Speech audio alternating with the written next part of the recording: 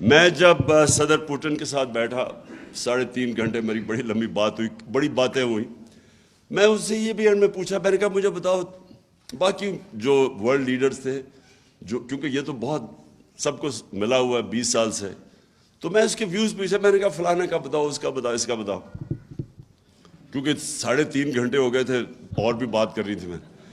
تو میں نے اس سے پوچھا اردوغان کا. اب یہ سنیں ذرا. اس نے کہا اردوغان کا کہ دیکھیں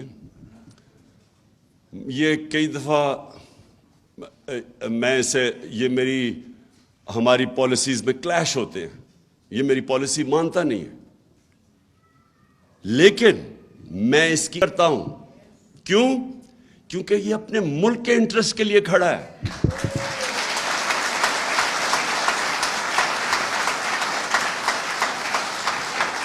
آج آپ ایکسپیریمنٹ کر لیں, 1 منٹ, آپ ایک ایکسپیریمنٹ کر لیں. اللہ نے انسان کو بنایا ایسے, جب اس نے کہا نا کہ سب سے عظیم مخلوق ہے میری, تو اس کی کئی کنڈیشنز ہیں ادھر پہنچنے کے لیے. ایک چیز اس نے کہ انسان اس نے بنایا ایسا ہے کہ اگر آج میں سوٹی پکڑ کے چلنا شروع کر دوں میری ٹانگیں کمزور ہو جائیں گی. میں اگر اب بستر میں لیٹ جاؤں میرا جسم ہی کمزور ہو جائے گا. یہ اللہ نے بنایا. آپ ریزسٹنس دیں گے, آپ بھاری ویٹ اٹھائیں گے, آپ تکڑے ہو جائیں گے. سب سے بڑا پاور ہاؤس آپ کا ذہن ہے. جب ایک انسان فیصلہ کر لیتا ہے نا کہ میں نے یہ کرنا ہے, دنیا کی تاریخ جو لوگوں نے بڑے بڑے کام کیے وہ پہلے مینٹلی فیصلہ کرتے ہیں, پھر وہ ایک ہی پلان بناتے ہیں, پلان اے. کوئی ان کا پلان بی نہیں ہوتا. میں ادھر تک پہنچنا ہے چاہے میری جان چلی جائے. اس میں اللہ نے ہمیں اتنی طاقت دی ہے کہ وہ خود ہی انسان کی طاقت نکلنی ہے, اس کو اپنی طاقت ڈسکور کرتا ہے. وہ جب ایک قوم یہ فیصلہ کرے, اور جی دیکھیں عمران خان نے وہ دیکھیں کیا کہہ دیا, وہ روس چلا گیا, جی امریکہ ناراض ہو گیا. اچھا جی اس نے نریندر مودی کو کہہ دیا کہ وہ ہٹلر سے انسپائرڈ ہے, دیکھیں انڈیا کو ناراض کر دیا. وہ کشمیریوں کے لیے کھڑا ہو گیا, دیکھیں جی وہ کیا کر دیا. یہ کیا کہتے پھر رہے, وہ جی ہمیں آئسولیٹ کر دیا. ان کا مطلب یہ ہے کہ آئسولیٹ نہ کیسے ہوتا ہے, ان کے جوتے پالش کرنے شروع کر دو, ان کے پیروں میں گر جاؤ. ان کا مطلب یہ ہے کہ لوگ اس کو اچھی فورن پالیسی کہتے ہیں. یہ فورن پالیسی تو آپ 50 سال سے کر رہے ہیں, تو اب تک تو پاکستان کو سپر پاور بن جانا چاہیے تھا لوگوں کی جوتے پالش کر کے. کیا کیا ہم نے نہیں کیا اس ملک میں, مجھے یہ بتائیں. کبھی سنا کسی قوم نے جا کے اپنے کسی اور کی جنگ میں 80,000 اپنے لوگ قربان کر دیے؟ کوئی دنیا میں اس کی مثال ہے؟ یہ ان کے 3,000 سے کم لوگ مرتے ہیں, آپ کے 80,000 لوگ مر جاتے ہیں, اور کوئی شکریہ تک نہیں کرتا اس کے, بلکہ ہمیں ذمہ دار ٹھہرا دیتا ہے کہ جو افغانستان میں ان کا فیلئر ہوا. اور میں جب یہ کہتا ہوں کہ پاکستان نے تو تمہارے لیے قربانیاں دی ہیں, وہ ہمیں ذمہ دار ٹھہرا رہے تھے کہ جی دیکھیں طالبان کو پاکستان بیک کر لیا تھا اس لیے وہ ہار گئے.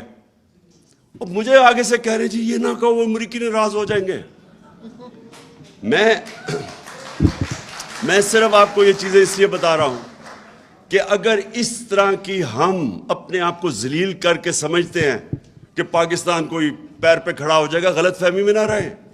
ہم نے ایمل کانسی کو پکڑا دیا, اس کے وکیل نے جا کے وہاں عدالت میں کہا جی جب انہوں نے اس سے جج نے پوچھا کہ یہ تو قانونی کارروائی نہیں ہوئی, اس کو اب ڈٹ کر کے لے گئے ہیں, تو کیسے ہو گیا یہ؟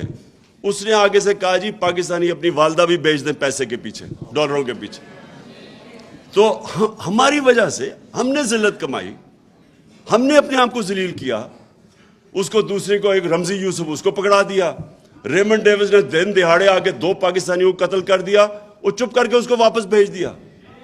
کسی نے نہیں دیکھا کہ آپ امریکہ میں کر کے دکھائیں نا کسی اور جگہ پہ. پھر 400 ڈرون اٹیک کر دیے.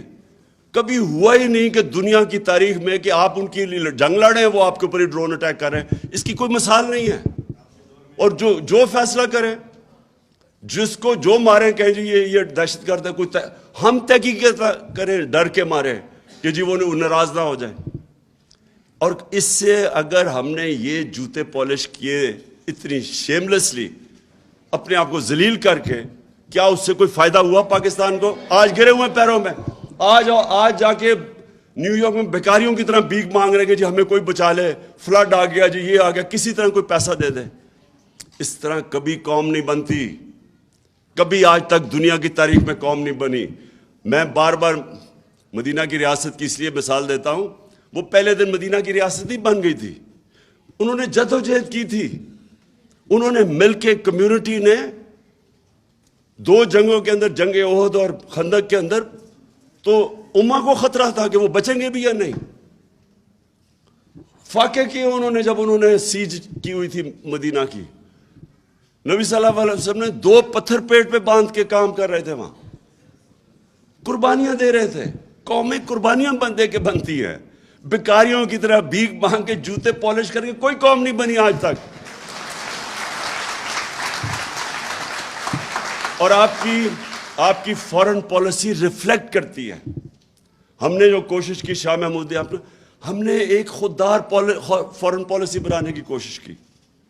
ہم نے ان کو بتایا، اور بائی دی وے امریکنوں نے بار بار سگنلز دیے کہ جی یہ تو بدل گیا پاکستان۔ انہوں نے ہمیں میسیجز دی کہ جی یہ تو it's not business as usual. اور وہ، میں آپ کو یہ بھی بتاؤں، میں ویسٹرن مائنڈ سب سے بہتر سمجھتا ہوں، وہ آپ کی عزت کرتے ہیں جب آپ اپنے نیشنل انٹرسٹ کے لیے کھڑے ہوتے ہیں۔ میں جب صدر پوٹن کے ساتھ بیٹھا 3.5 گھنٹے، میری بڑی لمبی بات ہوئی، بڑی باتیں ہوئی، میں اس سے یہ بھی میں پوچھا، میں نے کہا مجھے بتاؤ باقی جو ورلڈ لیڈرز تھے، جو کیونکہ یہ تو بہت سب کو ملا ہوا ہے 20 سال سے، تو میں اس کے ویوز پوچھا، میں نے کہا فلانا کا بتاؤ، اس کا بتاؤ، اس کا بتاؤ، کیونکہ 3.5 گھنٹے ہو گئے تھے اور بھی بات کر رہی تھی میں۔ تو میں نے اس سے پوچھا اردوغان کا، اب یہ سنیں ذرا۔ اس نے کہا اردوغان کا کہ دیکھیں، یہ کئی دفعہ میں اسے، یہ ہماری پالیسیز میں کلیش ہوتے ہیں، یہ میری پالیسی مانتا نہیں ہے، لیکن میں اس کی کرتا ہوں۔ کیوں؟ کیونکہ یہ اپنے ملک کے انٹرسٹ کے لیے کھڑا ہے۔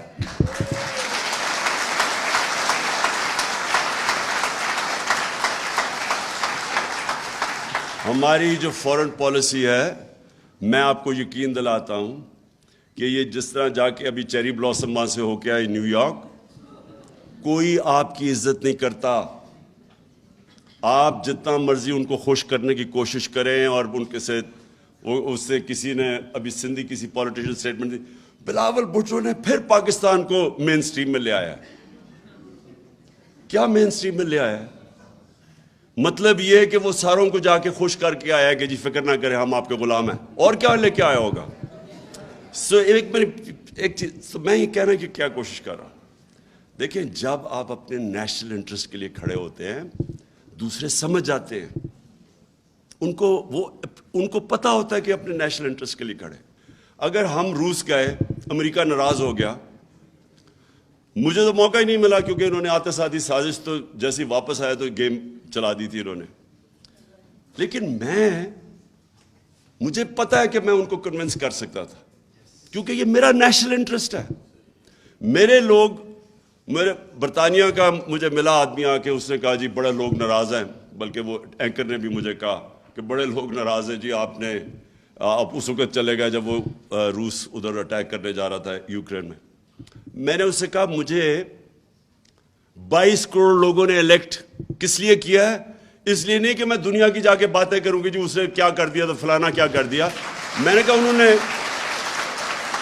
انہوں نے مجھے اس لیے الیکٹ کیا ہے کہ میرے کم از کم 12 کروڑ لوگ، ان میں سے آدھے غربت کی لکیر سے نیچے ہیں، اور آدھوں کو جب مہنگائی کا جھٹکا پڑتا ہے وہ بھی نیچے چلے جاتے ہیں غربت کی لکیر سے نیچے۔